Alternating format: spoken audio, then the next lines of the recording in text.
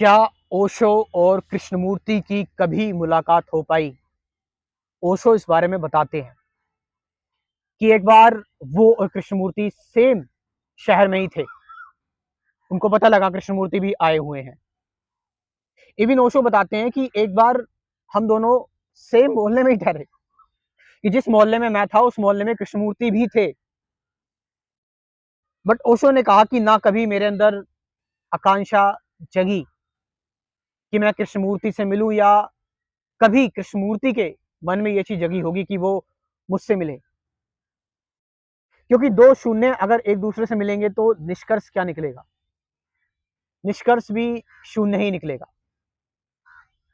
ना ही मेरी तरफ से कोई प्रश्न होगा, ना कृष्णमूर्ति की तरफ से प्रश्न होगा, ना ही मेरे तरफ से कोई उत्तर, ना कृष्णमूर्ति की तरफ से कोई उत्तर, ना मेरी तरफ से कोई वार्ता, ना कृष्णमूर्ति की तरफ से वार्ता। ना मैं कुछ कहूंगा, ना कृष्णमूर्ति कुछ कहेंगे। सिर्फ और सिर्फ शांति होगी, साइलेंस होगा। क्योंकि दो बुद्ध पुरुष, दो जागृत व्यक्ति अगर मिलेंगे ही तो प्रश्न और उत्तर का कोई सवाल पैदा ही नहीं होता।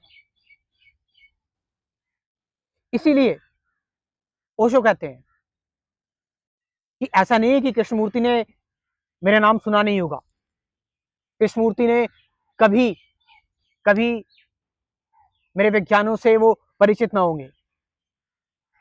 ओशो कहते हैं कि लेकिन कृष्णमूर्ति कभी बात नहीं कर सकते, क्योंकि वो बंधे हुए हैं। वो कभी व्यक्ति विशेष को दर्जा देते ही नहीं है। वो उनके मन में जो आता है वो बोलते बोलते चले जाते हैं। वो सबसे महत्वपूर्ण अपनी टीचिंग्स को मानते हैं। वो वर्तमान में रहना ज्यादा पसंद करते हैं। जो वर्तमान में घट रहा है, जो वर्तमान में चल रहा है, जो वर्तमान में उनसे निकल रहा है, वो उसमें ही सहज रहते हैं। लेकिन ओशो कहते हैं मुझ में ऐसी कोई बाधा नहीं है। मैं उनके बारे में बात कर सकता हूँ, मैं उनके बारे में कुछ भी कह सकता हूँ। और तुमने सुना होगा मैं अक्सर उनके बारे में बात करता ही रहता हूँ। तो कृष्णमूर्ति और ओशो ने बताया कि इस वजह से कभी मुलाकात नहीं हो सकती। ओशो कहते हैं कि कृष्णमूर्ति एक बहुत ही जागृत व्यक्ति थे। और और वो सच में ऐसा, आप कृष्णमूर्ति को अगर सुनेंगे, जिन लोगों ने कृष्णमूर्ति को सुना हुआ है, कृष्णमूर्ति कभी व्यक्ति विशेष की बात करते ही नहीं थे। वो कहते थे कि they have their own life, उनकी अपनी लाइफ है। तुम्हारी क्या समस्या है, इस बारे में बात करो। तुम क्या चाहते हो, तुम वर्तमान में क्या महसूस कर रहे हो, वर्तमान में तुम्हारे साथ क्या घट रहा है, तुम इस पर चर्चा करो, इस पर बात करो। लोगों की जिंदगी से तुम्हें कुछ ना मिल पाएगा।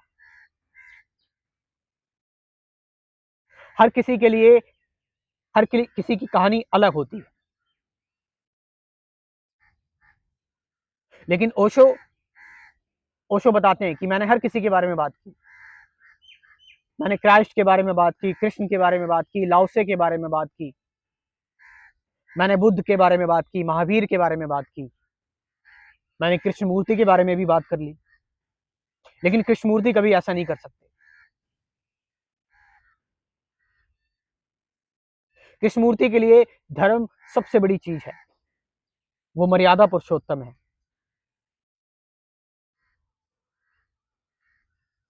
ओशो ने कहा आगे कि महावीर और बुद्ध जैसे कभी एक दूसरे से नहीं मिले, क्योंकि महावीर भी उसी स्टेज पर हैं जिस स्टेज पर बुद्ध थे। भले ही उनके शिष्य सोचते होंगे, बुद्ध के शिष्य सोचते होंगे कि महावीर तो अभी बच्चे हैं, और महावीर के शिष्य सोचते होंगे कि बुद्ध अभी बच्चे हैं। लेकिन दोनों ही गलत थे। क्योंकि क्योंकि दोनों के ही शिष्य इस बात से नासमझ थे कि महावीर और बुद्ध अगर एक दूसरे से मिलेंगे भी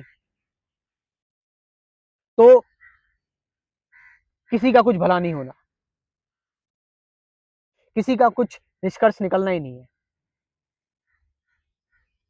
वो दोनों अपनी ही दुनिया में मस्त है। वो दोनों अपने अंदर ही परमात्मा को खोज चुके हैं। वार्तालाप तो तुम्हें समझाने के लिए है, लाभ तो तुम्हें देना है, तुम लोगों को देना है, क्योंकि तुम शब्दों से समझ रहे हो, तुम शब्दों से निष्कर्ष निकालते हो।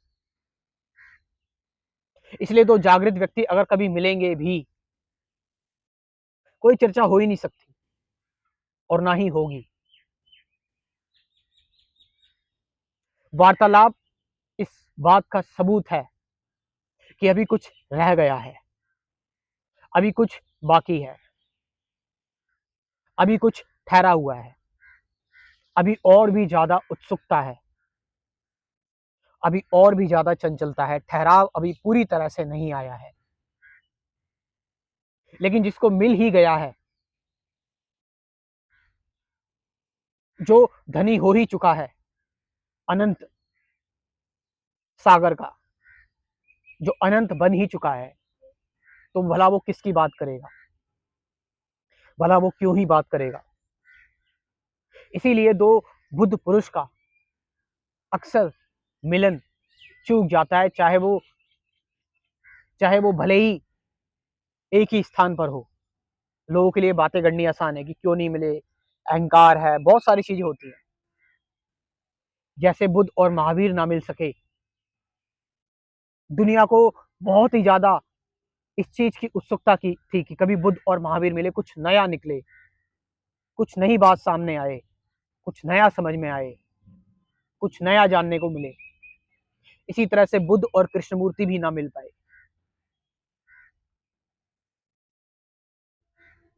लेकिन ये बात मुझे नहीं पता, मुझे माफ करना अगर मैं थोड़ा सा अपने शब्दों में लड़खड़ा खड़ा रहा हूं, बट ओशो अगर चाहते तो वो कृष्णमूर्ति से बहुत कुछ सीख सकते थे। मैं मानता हूं कि ओशो भारत के टीचर थे और रहेंगे भी हमेशा, लेकिन कृष्णमूर्ति वर्ल्ड टीचर थे और वर्ल्ड टीचर ही रहेंगे। बात दोनों ही एक कह रहे हैं, लेकिन ओशो भले ही जागृत व्यक्ति थे, लेकिन ओशो का अहम और मैं कहीं ना कहीं थोड़ा बहुत जिंदा था। बट आपने देखा होगा, ये मैं फैक्ट बता रहा हूँ, आपने देखा होगा कृष्णमूर्ति कभी मैं शब्द का इस्तेमाल नहीं करते थे। कृष्णमूर्ति हमेशा अपने आप को के कह के संबोधित करते थे या स्पीकर कह के संबोधित करते थे। कृष्णमूर्ति की अभी सारी शिक्षाएं तो अभी हमने कभी सुनी ही नहीं, जो वो क्या बताना चाहते थे एक्चुअल में। हमने अभी सिर्फ कृष्णमूर्ति को ऊपर ऊपर से जाना हुआ है। तो मैं यही कहना चाहूंगा कि दोनों महापुरुषों की मुलाकात तो कभी नहीं हो पाई, लेकिन कृष्णमूर्ति भले ही ओशो से कुछ ना सीख पाते, बट ओशो कृष्णमूर्ति से जरूर कुछ ना कुछ सीख पाते, कुछ सीख सकते थे। इसीलिए तो ओशो कहीं ना कहीं मन में कृष्णमूर्ति से मिलने के लिए उत्सुक थे। और ये बात सूत्रों से, सोर्सेस से पता लगी है कि ओशो ने एक बार हाँ भी किया था कृष्णमूर्ति से मिलने के लिए, बट कृष्णमूर्ति ने इस चीज के लिए मना कर दिया था।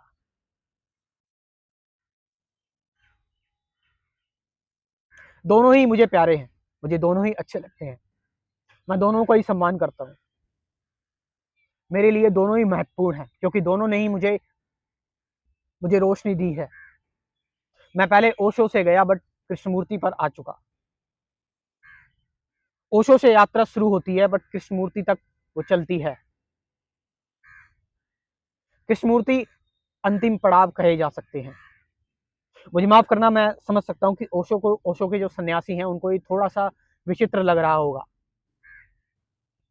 लेकिन मैं क्या करूं। मैं भले ही ना सम्मान में देता हूं, लेकिन अभी भी मैं, ऐसा नहीं है कि मैं कृष्णमूर्ति को एक अथॉरिटी मानता हूं, बट कृष्णमूर्ति जितना जागृत व्यक्ति इस पृथ्वी पर एक एक ऐसा फूल उगा जो अपनी महक अभी भी पूरी दुनिया में दे रहा है। एक ऐसा फ्लावर, एक ऐसा अमृत कृष्णमूर्ति जैसा निकला जिसकी व्याख्या करनी शब्दों में असंभव है।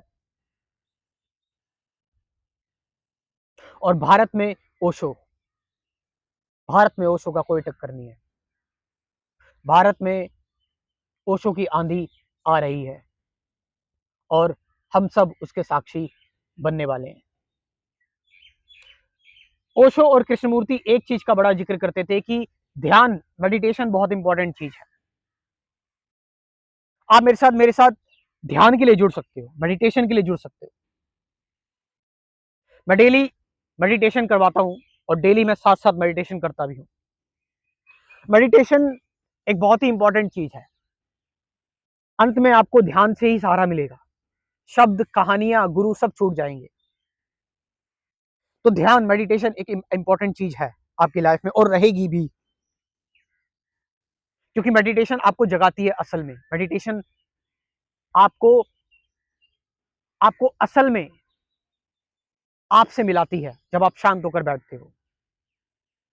और मैंने ये प्रोग्राम लॉन्च किया हुआ, मेडिटेशन का प्रोग्राम। इसमें आप मेरे साथ ध्यान करेंगे, 1 दिन 2 दिन 3 दिन नहीं। ये मेडिटेशन प्रोग्राम जिंदगी भर के लिए। आप डेली ध्यान करेंगे। अगर आपका रूटीन डेवलप नहीं हो पा रहा है, मेरे साथ ध्यान करें, डेली मेडिटेशन। और 1 दिन 2 दिन 3 दिन 21 दिन के लिए नहीं, जिंदगी भर तक ध्यान चलता रहेगा। और उससे पहले मैं आपको कंसेप्ट क्लियर करने के लिए बेसिक वीडियोस भी दूंगा, थ्योरेटिकल वीडियोस। तो थ्योरी प्लस प्रैक्टिकल, ध्यान जिंदगी भर के लिए चलता रहेगा। आओ इस प्रोग्राम को ज्वाइन करो। कमेंट सेक्शन में मैं अपना व्हाट्सअप नंबर दे रहा हूँ, डिस्क्रिप्शन में भी दे रहा हूँ। जाइए, इस प्रोग्राम को जरूर ज्वाइन कीजिए। Thank you very much.